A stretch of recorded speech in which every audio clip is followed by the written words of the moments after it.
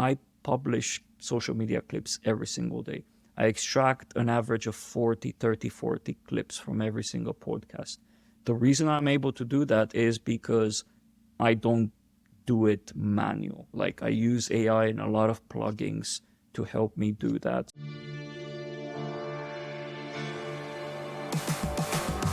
This is On Camera, On Brand, a show for professionals who want to look good on camera, but don't have the time or expertise to turn their office into a Hollywood studio.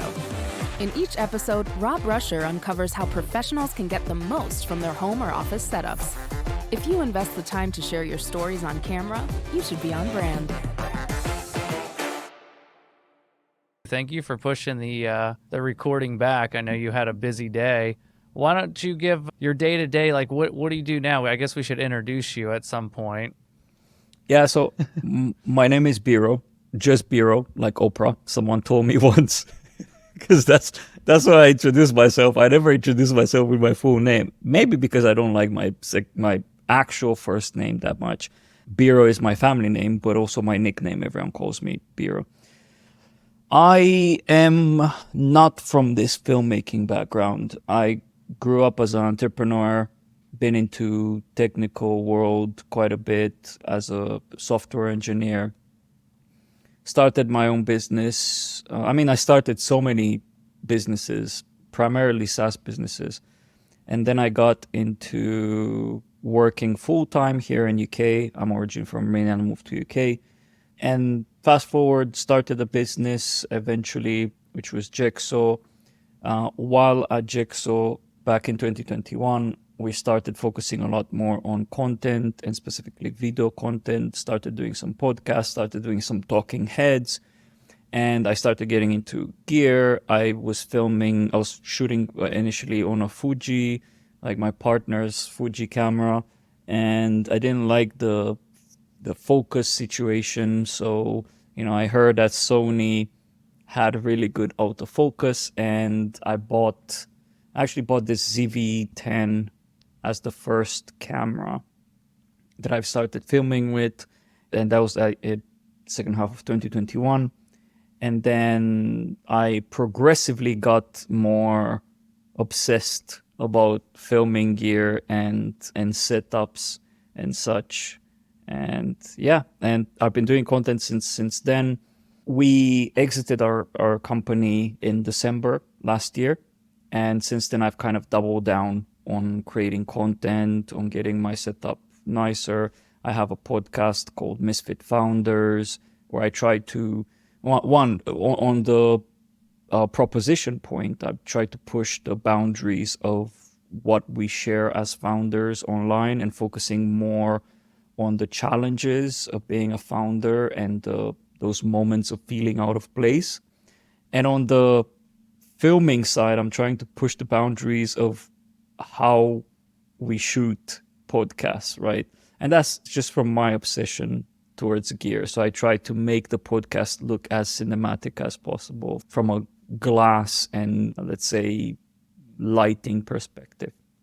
And that's how I found you, as Misfit Founders. I think it was on LinkedIn you shared it, and then I saw the YouTube. And it was like I told you when we talked first, it was one of those shows where a lot of times I'm doing other things as I listen to podcasts, especially kind of like business content. I'm just trying to take it in almost like an audiobook. But I saw yours and I was like, oh man, okay, I got to bring my laptop up to the kitchen while I'm cooking. And I found myself just watching it, man. The content was great, but I also felt like I didn't stay there that long because of just good content. It had more of that. So like, I applaud you for the efforts, because it really I was just like, oh man, this is a cool show to watch. I want to see more. Thank you. It means a lot to me coming from a filmmaker like yourself.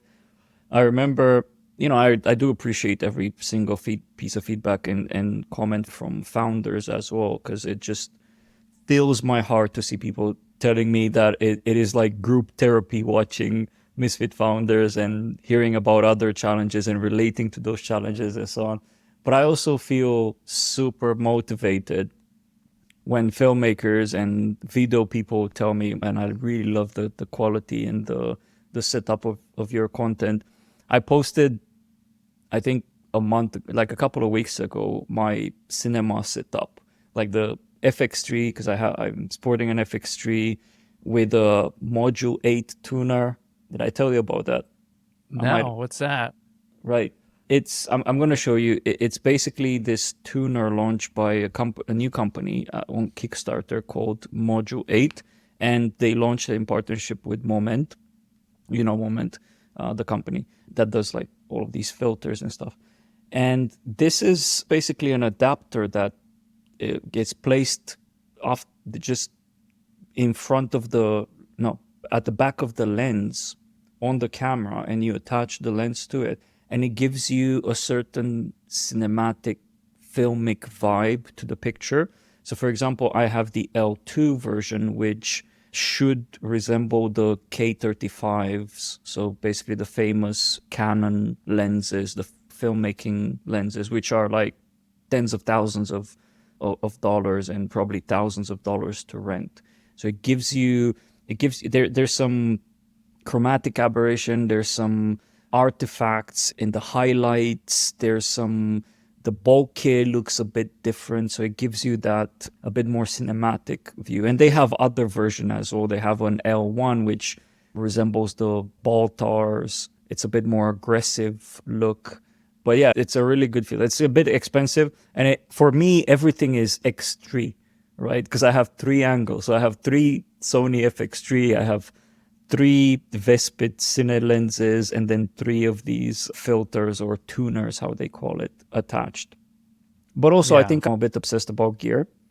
And as an exited founder, like I can afford, in a sense, certain things. I don't really recommend people just going out guns blazing for a podcast doing this kind of stuff.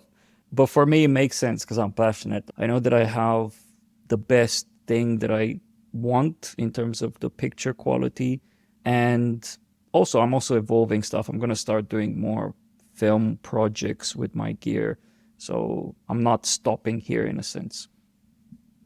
When did you get like real into it? Was like video at first? Did you do that more for like business reasons and then you kind of fell in love with the process, or did that just kind of come hand in hand?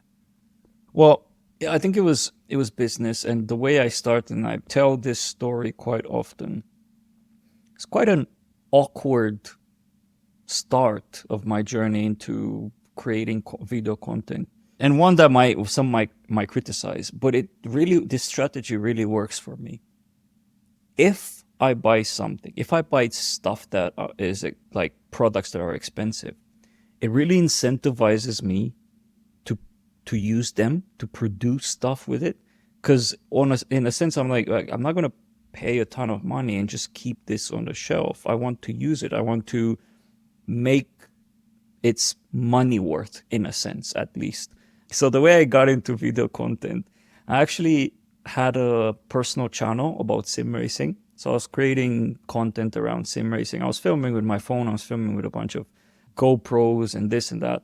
And I remember I got a subscription for, I wanted to get a subscription for Restream to live stream to multiple platforms, the racing sessions that I had, basically doing stuff live.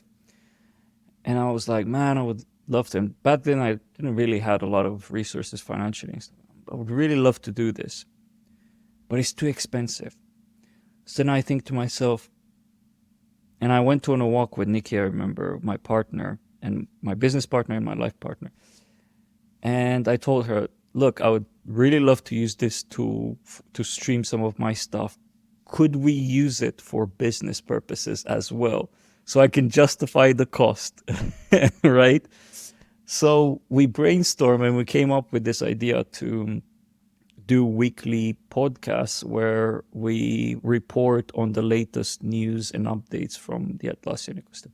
You know, it was a quasi thing, right? It wasn't just the reason that I wanted to use an expensive tool, because it was like $300 for a year, that tool. And it was quite a bit of money to pay for that. That was part of the reason.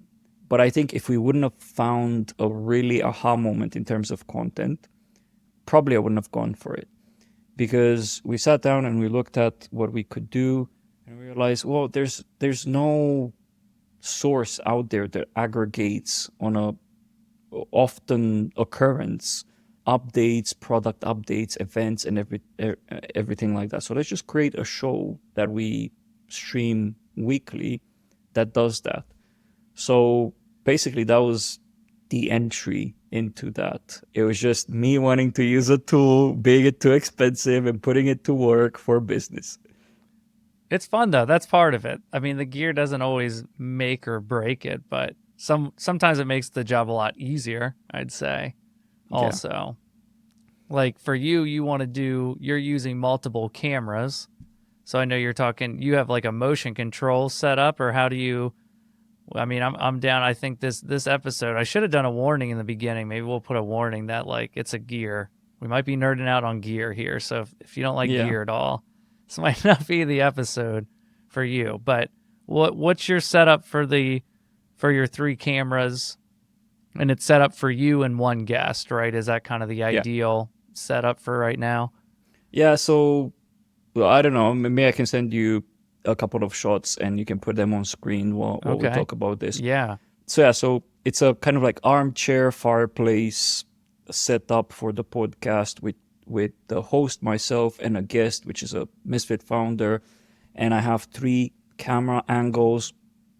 2 of the camera angles are with 50 millimeter DZO Vespit cine lenses, and all 3 cameras are FX3s, and also the tuner in the back. And then the wide shot is on a 35 millimeter DZO Vespit, and it usually sits on this. Let me see if you'll be able to see it, because it might be a bit dark. Yeah, can you see that? Oh yeah, you can see it. Yeah, so that is a motion system from Edelkrone. Like, it's quite a, you might have, I don't know if you heard of it, it's quite a famous company for bringing these kind of like, at least maybe 6-8 years ago, bringing these motion systems, cutting edge motion systems in a very compact package. So they have sliders, they have pan tilt heads, they have a variety of things. And their systems also work together. So I have a jib, basically an automatic jib, a pan tilt head, a pan head that sits on top of the tripod. And all of these systems can create kind of like an infinite movement, like 360 movement. And I also have a vision module attached to it, which can send the HDMI feed. And I also have a follow focus. And what that means is that I can use an app on my phone and set up A, B, C, D points, like pan, tilt, various position, focus as well, on this specific point, and position focus at this range, and on this position focus at a different range, and so on. Means I don't need a camera operator for movements. Would have I been able to do that with a motorized slider? Yes. However, my initial purchase was I don't know what's it called, iShark, or I don't know, something like that. So this motorized slider that also had a pan tilt head, because I wanted to always keep the focus centered on the 2 subjects, myself and the guest, in the center, and just have the slider move. So that gives you that parallax effect movement, and not actually just move from left to right and lose focus of one of the 2 subjects. And I remember I bought one from Amazon, and I was a bit disappointed because it broke down, it didn't work properly. So I was like, okay, send it back.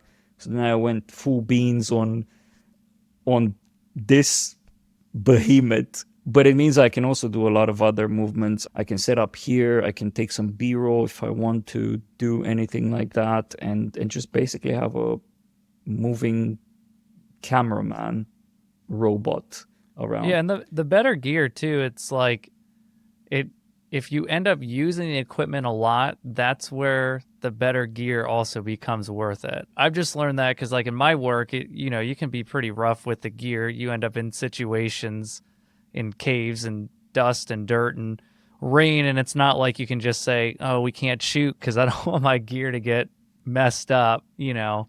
And the cheap gear like tripods and stuff. I mean, my tripod, I think it was like 2017. I bought my tripod, and I've never wanted another one. I did spend like $4 or $5 grand on the head, but I went around NAB all day, and I literally tried every single tripod and just kept going and going until I landed on which one, because I was like, I don't ever want to buy another tripod again. What do you have? I have the Miller Aero X5. I mean, I have a handful. I have my original Manfrotto, which is barely hanging on, but it's perfect for the FX3, like just as that second very lightweight tripod if I need to do something like that. But Yeah, that's good. Look, for the actual behemoth of a automated robot thing, I have a small rig, the carbon fiber heavy duty one, basically the biggest that they sell. I found it very useful, and it's, you can't see it, but it's on wheels as well, so it has wheels, so I can move it around and position it and so on. I was initially thinking of getting the Edelkrone. They also have a dolly, like a motorized dolly, but a lot of the feedback, a lot of the reviews that I've seen was that you have to have like a perfectly smooth surface for you not to get the vibrations. And I have wooden flooring with the pieces of wood, so there's a bit of inconsistencies. And I was like, okay, never mind, I'm not going to do that. You know what? I don't know if you ever heard of Diary of a CEO podcast with Stephen Bartlett. I watched recently a video of his from 2 years ago talking about his setup, talking about his podcast business in a sense. And he was talking about the motorized stuff that he has, because he has movement as well, and he has the exact same setup but with the dolly underneath, so he's able to move the whole setup in the room from left to right as well, not just the pan tilt and the rest of it. And for the rest of the cameras, and when I'm away, I have the Ulanzi, whatever it's called, 0 something, which is the small carbon fiber one, which I really like because it's like travel ready, so I can pack it. Yeah, that's nice. And take my setup, and it's super, super light. And it's not expensive, not that expensive. And you can also buy a video head on it. But probably, I think that the maximum that you'd probably be able to put on it is what I currently have, which is the FX3 with the cinema lens and so on. I don't think you can go super heavy with these because they're not made for that. Yeah, it looks pretty light. None of my tripods are light. I'm trying to think of I might need to look it up to tell you. Have you ever tried the O'Connor heads, or have you seen those before? Oh, it's like the 26. Yeah, dude, they're like 45 some pounds. You're lugging those things around. Oh man, not fun. The thing is that I'm trying to cut down weight quite significantly. Like I'm using these batteries, these small rig D-tap batteries. I don't know if you've ever seen them or used them. No, I haven't. Oh, those look pretty slick. They're super thin and slick, and they're enough for what I need to. Like, one of these can last me. So when I was in Dublin with my gear and recording podcast after podcast. I recorded 3 2-hour podcasts, so for 6 hours, and this was still not empty, which is super cool. But still, they're quite hefty. But rather than rigging my FX3 with a cage with a V-lock mount, I actually have these V-lock clamps, and I just clamp it to the leg of the tripod and mount this, and then the D-tap comes to the camera. Because I'm like, I don't want to put extra weight on this tiny travel tripod and for it to start. Although I've not had that issue, but I don't want to put extra weight on it at the moment. Who knows? Maybe if I'm starting to do documentaries or things that I'm thinking of doing, maybe a cage with something like this, and then I might need to upgrade the tripods as well. It never ends. It never ends.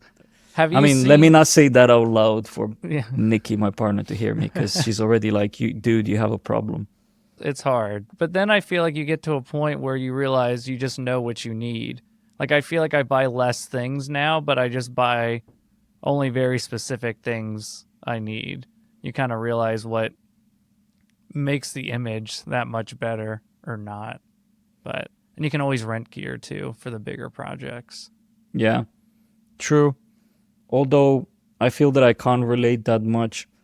We were just, I don't know if I'm going to make noise. Let me get the book. So we were just talking about these, which Oh, yeah. I got just because I wanted to get rid of XLR cables and be a bit more free with it. Is it necessary? I do have XLR cables. I could lay them down whenever when I go somewhere. And here for the podcast studio, do I need them? No, I don't. But I like to try stuff. The other thing, just to mention with my studio, so I've not yet done a tour of my studio. I think eventually I'll record a couple of chapters with everything that I have in here. But my studio is super flexible and mobile in a sense. Everything is run out of batteries. I don't have anything plugged in. I don't have cables all around. And also I don't have tripods. I mean, I have the tripods for the cameras, but I don't have light stands or anything like that. I have these rails on the ceiling, and I don't know if you can see them. You can. Was that hard to do? Yeah, there you go. Are you just screwing into the like boards above it? Yeah, it's the wooden pillars on like the whatever, the support pillars in the ceiling that I'm not the regular wood, but there's like these support pillars, solid, massive wood in these Victorian houses here in UK. So they're screwed into that solid pieces of wood, and like I had someone install them for me, and they were showing me how powerful the screws are by hanging on the rail. Yeah, I was gonna say like the lights nowadays, they're not that heavy, which you have rigged above anyways. That's a great idea though. Yeah, and I can move things around. Like for example, I brought this soft box here, which is I think it's a 90-inch one or something like that, quite a large one. Given the cob light behind is tiny, I don't know if you heard of the Zhiyun Molex X100. I don't have one around to show it on camera. No, I haven't. But there are these like phone size 100 watts cob light, and you can attach a battery. It comes with a battery, or you can use USB power, and it has a Bowens mount adapter that you can install, and then you can install whatever modifier on top of it. But they weigh nothing. It's just a modifier that weighs a bit of weight. So yeah, I agree. Everything became so compact nowadays that you can do things like this. And that's how I'm also able to travel and get the same quality when I'm on the road with the podcast to what I'm getting in the studio. Because everything's on battery. Everything is carbon fiber. It's very light stuff. Lights are tiny. So it's not difficult for me to, have a hole and a cabin bag and basically compress everything into that. I did a job in Dubai years ago, and we were there for a week doing a TV episode. And we had 22 or 23 cases we had. Wow. How do you fly? What's the logistics of something like that?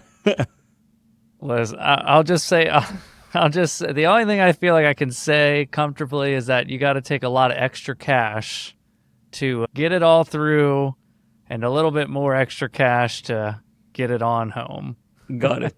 Did I tell you the story? I don't know if we talked before my trip to Dublin or after, but the one time I had a whole luggage, which I had this bag that had all of the tripods, stands, lights, modifiers, everything.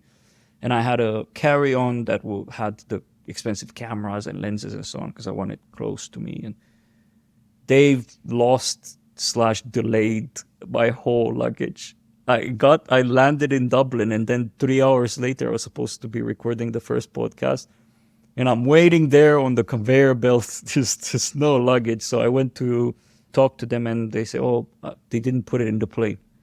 What you mean they didn't put it in the plane? Now I understand that it was like 25 kgs or something, but why wouldn't you? So then I had to run in Dublin city center to a photo video store, rent some lights, rent some tripods and everything, and make that work. And then my gear arrived just the day before I left. So I think I recorded out of 6 podcasts, 1 with my entire setup. Dude, that's crazy, man. You probably have a Yeah. lot of stories yourself as well, because you travel a lot more than I do.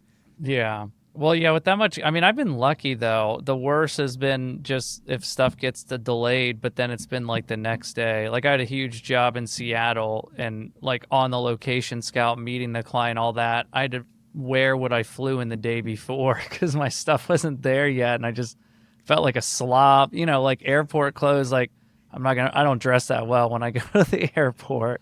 100% comfort, and yeah, so I had to just basically do the scout in sweatpants. But I feel that's the better evil, right, than losing gear and stuff. Because I already knew, I was like, if they lose it, I don't care about clothes, but I'm getting all my cameras and my lenses. So I threw all my clothes in the. I was the same. Like I had to go to the store and buy a T-shirt and stuff. Ridiculous. Yeah, I mean, I travel with a cart a lot of times too, especially on the bigger jobs. I have an innovative cart, and it can all fold in to itself. I mean, it's like 86 pounds. And I remember there was a time I flew so much, me and my buddy, we had so many jobs flying out that we like knew the TSA guy that like was in the overage baggage. Like, it's you guys again on another film shoot. Like he knew, because we were just there so often. And I guess just on his shift that he knew who we were, which was funny. But man, sometimes they would not put that in the return overweight thing. So it would come down baggage claim. And there's multiple times my buddy and I, we just look at each other and start laughing because you could hear it go bump, bump, you know, just like rocking the house coming down. Like, well, they probably shouldn't have sent it down the baggage chute. It's like 80 some pounds, but anyhow. Do you use like media passes and things like that, plans when you fly? Well, I mean, I've made my own and printed it out and laminated it. That's what I'm planning to do as well. So. I've just been doing it a long time, so I just kind of know what, I don't know. It kind of helps sometimes. I don't know. We've never had too many issues. The international is just the craziest, but other than that, domestically is pretty easy. What I'm curious, what microphone are you recording on? This is the Rode Procaster microphone. Is it XLR or USB? Yeah, it's XLR, and then it goes into a Zoom H6 that I have. Okay. Yeah, so you have the H6. That's an interface? Yeah, it's it works as it. It's actually a field recorder because I got this. I used to have the Zoom H4n because when I started buying gear, I got the Canon 7D was my first camera, so it was the first time you could make Mine it look too. Like, it was insane, man. I mean, I got hired because of that camera. It was great, you know, because people were like, "Oh, we want to just use it." It was like the thing. And then when my Zoom H4n was kind of dying out, and I needed something whenever they released that Zoom H6, I got that. So, anyways, I'm glad it works as a mixer, so I didn't have to buy one yet. Yeah, I have the F6, which it has the float, 32-bit float thing, which so far I find it really useful because sometimes I have guests and, you know, they start all of a sudden laughing or being loud or being too quiet. So, you know, it really saves my bum when it comes to the audio recording. Does it help with the clipping then? It helps it. Oh, yeah, massively. Okay. Yeah, because it has this huge range. So you can't really, the only way you can clip it is if you're super close to a car and you honk the horn, that's when you clip it. Mm-hmm. But so it has like a huge range. That's so cool. You can pull the levels if someone's super quiet. And the one thing that I've noticed with these microphones, the Electro Voice, what is it, 300, 60, 20, I don't know what they are. The cheaper Electro Voice, they're not the ones that are the beige ones. I don't know if you've seen them, that are super expensive. But with these, I can lift the audio. If there's someone's quiet, super quiet, I can lift it as much as I want, and there's absolutely no noise. Which again, it's an achievement in a sense. And yes, so if someone's loud and start laughing, it doesn't clip. When you export it, if you leave it like that, right? When you export it as a 32, 16-bit or whatever you exported for YouTube and so on, yes, if you leave it, if you don't normalize it, it will clip. But if you pull that spike down, you can pull it down and you can see that it never clips. Oh, that's cool. So you don't get the distortion at all. The audio file is still clean. That's cool. Yeah. And it helps if you're like a solo shooter, or if you're doing like me, podcast, and you're the host and you're also the person that records and sets up everything. So you run everything by yourself? Yeah. Oh my gosh. That's a lot. I mean, I feel like we're doing that here, but it's like I'm just really focused on my stuff. I'm not worried about multiple cameras and whatever. Is that how? Wow, that's a lot, dude. Well, the thing is, I've in a sense I've learned how to optimize things and the tools to use, so that I'm not concerned. I'll give you an example. I have this Setec screen. I don't know if you heard of the company. So they do a lot of the screens, like field monitoring screens, but the big ones that you have, like the director screen. Now, this one that I have, it's called the Setec E10 something. The reason why it's called like that is because it has 4 HDMI inputs directly into the screen, in the back of the screen, and 4 HDMI outputs. So you could get each HDMI input separate as an output, and for example going to an ATEM mini or whatever switching device you're on. I don't have that, but what this helps me is I can put a 4 square on the screen and monitor all 4 cameras with this larger 13-inch screen. And it also has focus peaking, so I can make sure that I'm dialed in focus and so on. So it works with a V-lock mount. So it's super useful because I usually put it in the background on the side of the guest, out of the picture for that camera. But I'm looking at them, and then I peek at the camera, at the monitor, make sure everything still looks okay. Then I continue the conversation. So I've started figuring out patterns and ways for me to optimize things so that when I hit record, I'm confident that the recording is there. I have backup audio. So I have these, might do a bit of noise. I have these cast microphones as the main microphones, but I've been using lav mics as well in the past to have a backup recording. Now I started using the boom mic pointed towards the middle between us, just doing stuff to make sure that if stuff fails and I'm not aware of it or whatnot, things still run. That's why the Zoom F6 as well, with the float recording. And yeah. Hey, I feel like, I know before we started recording, we talked about that buzz issue. Pick up the microphone again, because I feel like the buzzing went away. It's gone now. Completely gone. Completely gone. Interesting. Yeah, the one thing I don't know. Maybe we'll keep this in there. A little tech support. So if you come on my show, I offer free tech support if needed. It could be because this is a metal plate here, and I'm putting it on the table. There must be maybe there's some static with the wires. There might be. Yeah. But I did notice there is still a bit of a. I'll check with the Scarlett interface as well, because maybe try to prop it up on something too, just as a test and see. But that's interesting. So with your show, so how did you talked about the setup? How has it been doing live shows? Also, because I haven't seen you do any kind of Zoom call shows or like these kind of the remote shows. Do you plan on doing that? Was it always the intent to be live? So are you like referring in person? to live? I'm sorry. Yeah, in person interview. versus remote, right? That's what you're referring. Yeah. Or are you referring to also live streams? No, not live stream. Sorry. Yeah, that's a Okay. better way to put it. In-person interviews versus what we're doing, remote interviews. So the reason why I have a rule. I have one rule, which is for Misfit Founders, I only have these conversations in person. And the reason why is because I feel that that's the best way, one of the best approaches to have as close as of a private conversation, open conversation with someone. Because it's kind of like on a laid back setup. You're looking at me, we're in person, we're having a conversation in the same room, rather than maybe being a bit more projecting over a Zoom call and so on. Now, there's a lot of podcasts that are over remote, which is perfectly fine, like yours as well.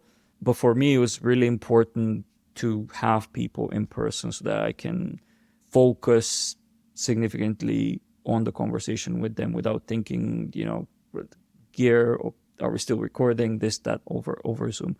Yeah, and that has been one of the things that I wanted to differentiate as well. If we're talking about, my show versus other founder related show, because there's a lot of shows that are over Zoom or remote, and I wanted something that feels a bit more friendly, a bit more, hey, we're in the same room conversating, like a fireside chat type of thing. Yeah, it has that vibe. It has like a grabbing coffee or something and hanging out and catching up vibe, which I mean, again, the content was there, but also the visuals is kind of like a great way to entice. And how long has the show been going on for? When did it start? I've started in July. I published the first 3 episodes bundled. I recorded those 3 episodes in June, and then when I launched, I wanted to have at least 3 episodes when starting, not to, hey, here's an episode and then the rest of the podcast listing is empty. Started in July, recorded so far 18 episodes, and published 8 of those. I publish twice a month at this point, like on 1st and 15th. And they're all video recorded, right? So on YouTube and then on Spotify and all those. Yeah, I use Buzzsprout for the podcasting platform. It doesn't publish to YouTube, but I don't think I would want it to publish to YouTube because I'm super mental around the quality. So I'm exporting the video from Premiere Pro with the settings that I want to, and then I upload straight to YouTube, not to go through another platform and have it compress and encode further in a sense. So yeah, I was never looking for a podcast platform that will also publish YouTube. I always wanted to do that separate. I like Buzzsprout. I said Buzzsprout. Mm-hmm. I didn't say BuzzFeed, did I? No, Buzzsprout. You said Buzzsprout. Okay, because back in my mind, I was like, did I just say BuzzFeed? It has a lot of AI functionality, which is really good. It has this AI assistant. Once you upload the file and it finishes processing it, it has an AI that goes through the entire conversation and generates a couple of suggested titles, description, chapters. It even creates like a blog post for you, and even creates a couple of suggested social media posts. So it's really useful for anyone that doesn't have the time, especially if you're publishing something like weekly or quite often. You might not have the time to sit down and think of, okay, ideas for title. I feel, I don't know about you, but that usually takes me the most, starting to figure out what the catchy title should be, figuring out the description. How do I write this description about this guest and so on? So that is a really good start.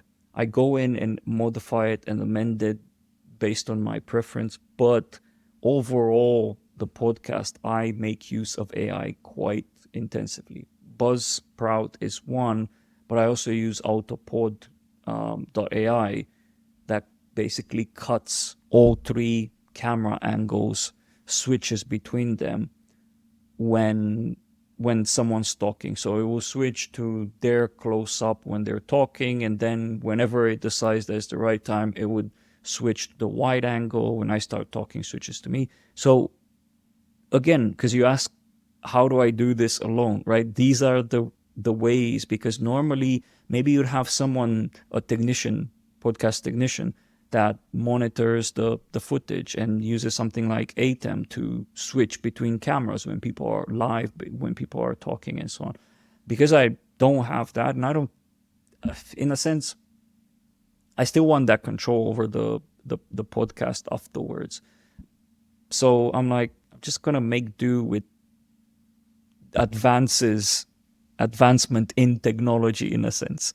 And so for the editing, because that's great, man. Thanks for sharing that process. That's really cool. I always like to hear how people kind of do the actual, like when you're in the weeds, you're actually doing the work and editing everything. So you take it into Premiere, and then you use like a plugin, Autopod, right? That you can just like access within Premiere.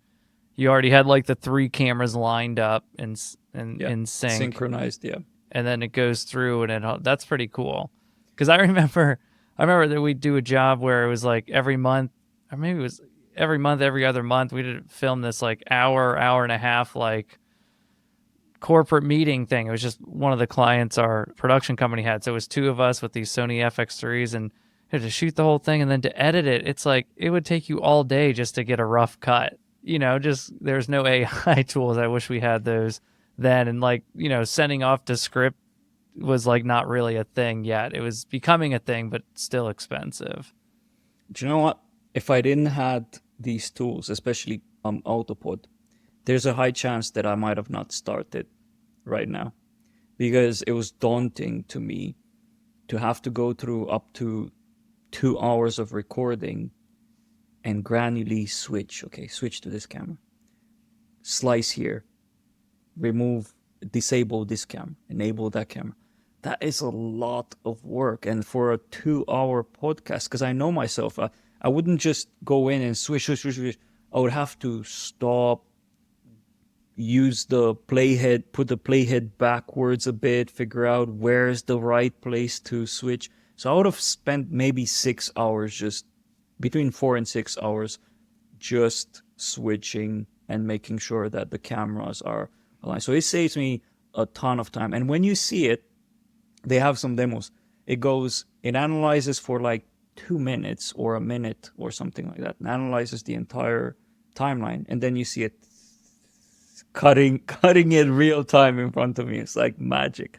So my process is this. If you want to, I don't know, you didn't ask me, but I can tell you the full process. I bring all 3 cameras into Premiere Pro. I use Neat Video, which removes basically the noise. It's quite a dark scene for me, and the FX3s, although they're good in low light, they still have like a lot of noise. So I clean up the noise with that, and then on top of that I put Cinematch plugin. Again, quite heavy on the plugins. And Cinematch takes my S-Log footage, because I film in S-Log 3, and can make it look the way I want. And I specify, this is an FX3 footage filmed in S-Log 3, and make it look like, for example, red. And recently I've been using the red Komodo as the color science in my video. So my camera doesn't look like a Sony, it looks like a red, because I really like the greens and the reds that you get with the red cameras. After that, I align everything to make sure. And nowadays it's so simple. I used to have a clapper, right, to synchronize the audio. But now I just tell Premiere Pro to synchronize based on the waveform, and it just aligns everything. Is again, magic. Once everything's synchronized, I crop the start and end, have a clean 3 video and 3 audio layer, and then I use this extension Autopod to cut it all up. Once it's cut, that's the first time I go over everything. And I extract any, like for example, if I get up and I don't know, look at the camera or take a bit of a break. I remove all of those. They don't really happen that often. And then the other bit that I do is I tag 20, 30, 40 sections in that 2 hours cast that could be extracted as social media clips. So when I go over 2 hours podcast, it takes me around 3 hours actually to go through the entire timeline, because I stop, okay, this is an idea, and I tag all of these. Once that's done, I export the draft, I send it to the guest, make sure that they're happy with the draft. They want anything extracted, I can extract, remove from there. Not had that often, although these are very like this, very unscripted or go with the flow type of conversation, but it seems to work. And then I use Autopod also has another feature that allows you to export stuff that you marked on additional sequences in square and tall format ready for social media. It allows you to do add watermarks and so on, saves a ton of time. Plus it auto positions the person that talks in the center. So it's like massive, because I don't know if because we have each other on LinkedIn. I publish social media clips every single day. I extract an average of 40 clips from every single podcast. The reason I'm able to do that is because I don't do it manual. Like I use AI and a lot of plugins to help me do that, so I don't have to. That's awesome. Dude, thank you for, I love that. We got a good dose of gear, and then we even walked through a post-production of a 3-camera podcast. So if people want to see more of this and see more of your setup and stuff, where can they find you? Where can they connect with you? So the podcast is on mf.show. That's the website for the podcast, and or link with me on LinkedIn. Biro, if you type Biro, B-I-R-O on LinkedIn, you'll be able to find me. Awesome. Well, Biro, thank you so much for taking the time and hanging out end of day. I appreciate you moving things around, and glad we got to talk about gear and the process a little bit. Awesome. As you see, I am super passionate about it. I could talk for days about gear. So thank you for having me. It's a pleasure to be here and be able to share some of my experience. Awesome, man. We'll talk soon. Awesome. Thank you. Thanks for checking out On Camera, On Brand. This episode is produced by Motion, a podcast agency that helps B2B organizations create their own shows. If you enjoyed what you learned, check out more episodes at motionagency.io/oncameraonbrand.